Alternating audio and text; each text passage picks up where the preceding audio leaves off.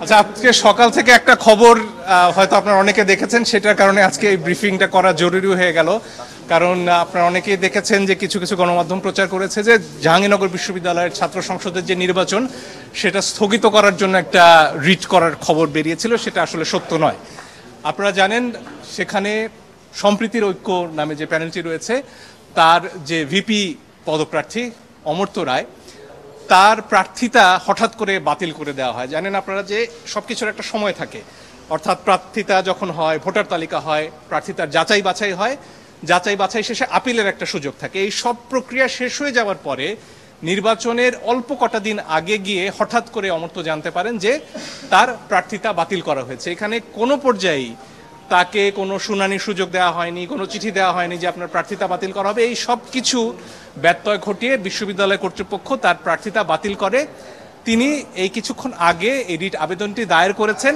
সেখানে কোনোভাবেই, আবারও বলছি, কোনোভাবেই নির্বাচন স্থগিতর ব্যাপারে কোনো প্রার্থনা আমাদের নেই। আমাদের একটাই চাওয়া, যাতে অমর্ত্য রায় এই নির্বাচনে ভিপি প্রার্থী হিসেবে প্রতিযোগিতা করতে পারেন। তার প্রার্থিতা ফিরে পাওয়ার জন্য এই আবেদন করেছে এবং তাকে যে আদেশের বলে এখানে প্রার্থিতাটা স্থগিত করা হয়েছে, বাতিল করা হয়েছে, সেই আদেশটি আমরা স্থগিত হতে চাইছি। এর বাইরে আমাদের কোনো প্রার্থনা নেই।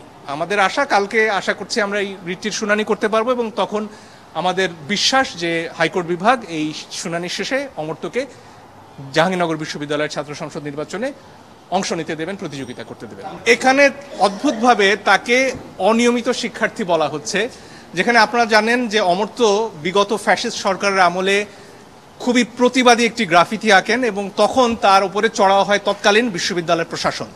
সেই সময় তার ছাত্রত্ব বাতিল করা হয়, তার বিরুদ্ধে মামলা পর্যন্ত হয় এবং তারপরে হাইকোর্ট বিভাগে তিনি আসেন। হাইকোর্ট বিভাগের থেকে নির্দেশ দেওয়া হয় তার ছাত্রত্ব ফিরিয়ে দেওয়ার জন্য, সেটারও ব্যত্যয় ঘটানো হয় এবং এইখানে তার কিছুটা সময় কেটে যায়। এই যে সময়টা কেটে গেল, তার কোনো দোষে নয়, বরং ফ্যাসিবাদী প্রশাসনের কারণে, সে সময়কার বিশ্ববিদ্যালয়ের প্রশাসনের কারণে। কারণ তিনি প্রতিবাদ করতেন, আগেও প্রতিবাদ করেছেন, জুলাইয়ে প্রতিবাদ করেছেন, এখনও করছেন।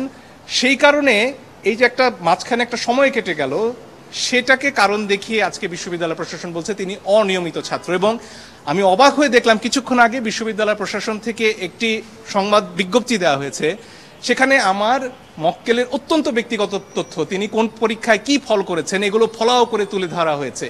এগুলো স্পষ্ট তাই তার ব্যক্তিগত গোপনীয়তার লঙ্ঘন। এবং বিশ্ববিদ্যালয় প্রশাসন কিভাবে একজন প্রার্থীর বিরুদ্ধে এই ধরনের প্রচারণায় নামতে পারে, এটা আমার বোধগম্য নয়।